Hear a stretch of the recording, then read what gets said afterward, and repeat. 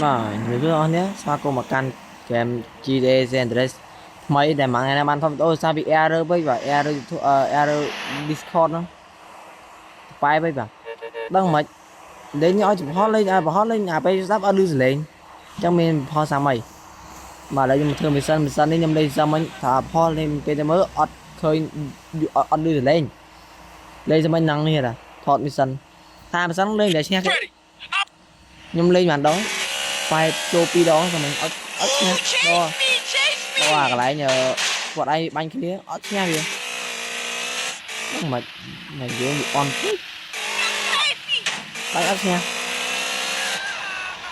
ớt vô nhà muối này không bây giờ ní banh kia banh kia rồi banh kia ba thảy rồi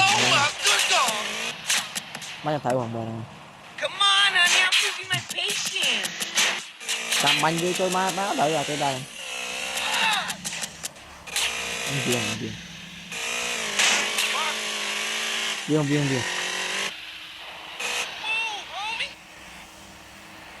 em ơi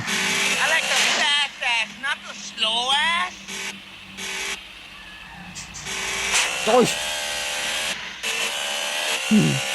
bụng nó phá cái đôi mà cạnh các bạn không nhưng mà xe mà mua nó hai rồi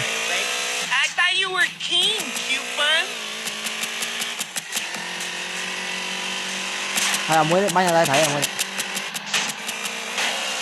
không vì kia là hai là muối oxy lọt cả hai chỉ muối cục con nào oxy lọt về chụp trên cục cho mình thoa ra cái ấp cho phải lên nhưng lục bên đây rồi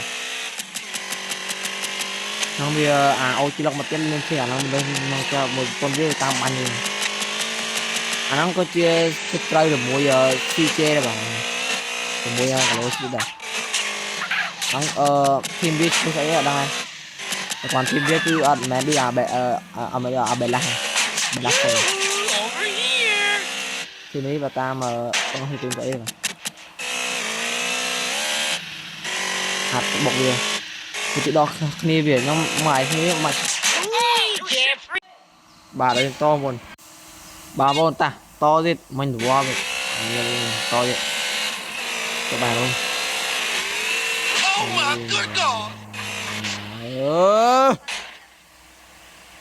thành gì đây có điểm lên ngon cái gì không nó chạy ốc mày vô ai hút đi cho hai rồi chơi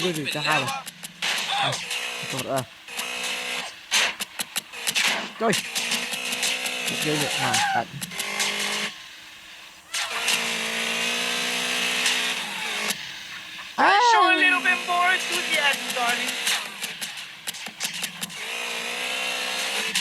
là đòi bánh heo à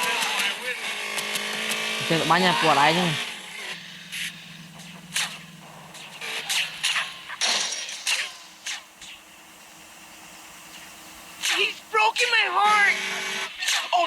I didn't mean it like that. CJ, help me out here.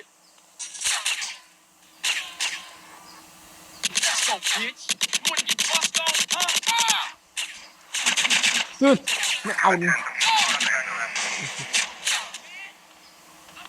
tránh tới chơi mà chi chơi này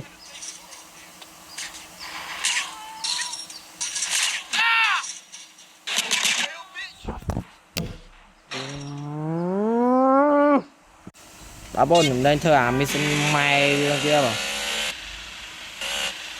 đấy là thơ đã chén thơ không gì cả nhóm thơ anh ở đây không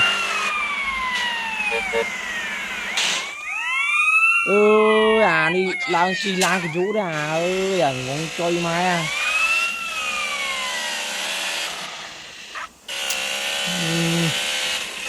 kia mà kia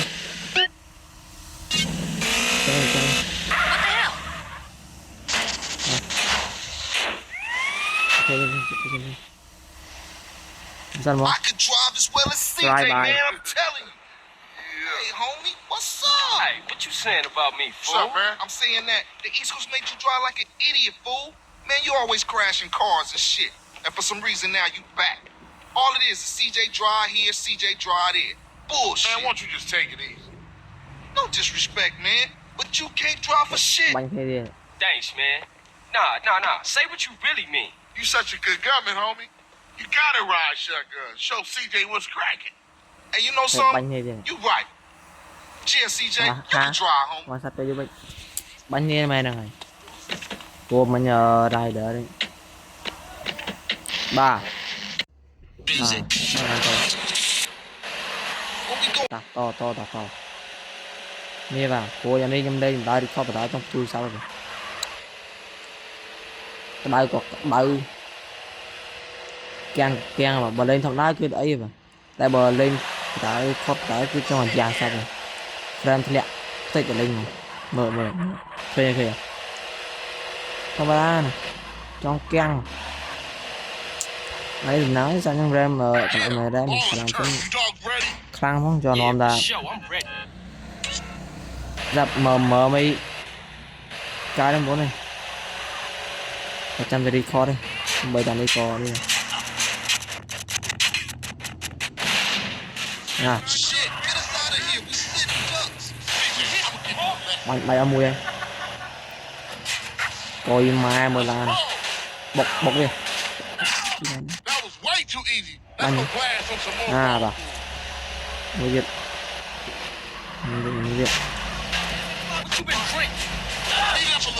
làm ngọt mùi việt bánh ngọt hot bột lên mà đấy nhẹ đẹp nhỉ rồi vôi lật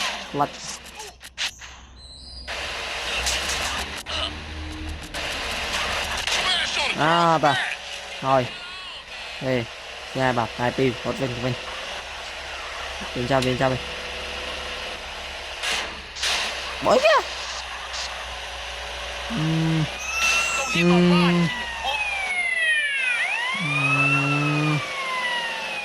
trình tô tơ ở trình tô kỳ la này tơ lại bánh nhầm tịch ly bánh nóng được lại lên nền này đây một chưa sát bát kìa bạn này bạn này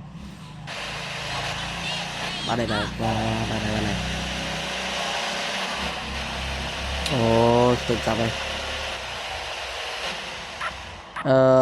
take your không đi được hôn nó cứ lại dạ cuốn rồi hụt nó từ lại này thì mình cuốn nó cái chén được là cái cỏ hụt ở trong đây và cho mình cho mình sang nó muối dạ tôi cần lấy sma đây nè nghe hạ bàn này thì là bao nhiêu trăm rồi nè ê xong rồi đấy Sweet. Smoke. speaker xây vào speed đang phải chia bom phò họ bỏ CJ Fuck they had. Damn. Fuck it. Mày nói cái tiếp sao? Nói cái tiếp nào? Hey, I don't no time to chit chat. Thôi. Been seeing a Seville family beer, Burghouse Street, and the boys don't like it.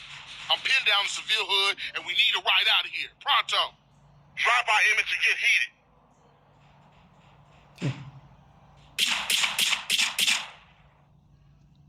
Ô, cái bánh gì vậy? Cái ta. Chui.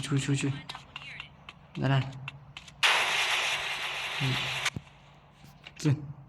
Chui.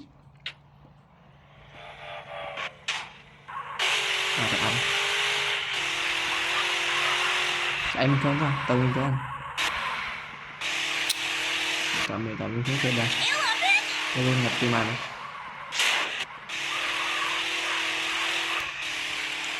Ai ra kìa em ơi biết không bạn anh lớn mà vậy ở biển đấy anh bánh cũng về từ đấy kia mình nạp tầm món bánh ấy bánh trong chuồn ôi mày lên bánh mày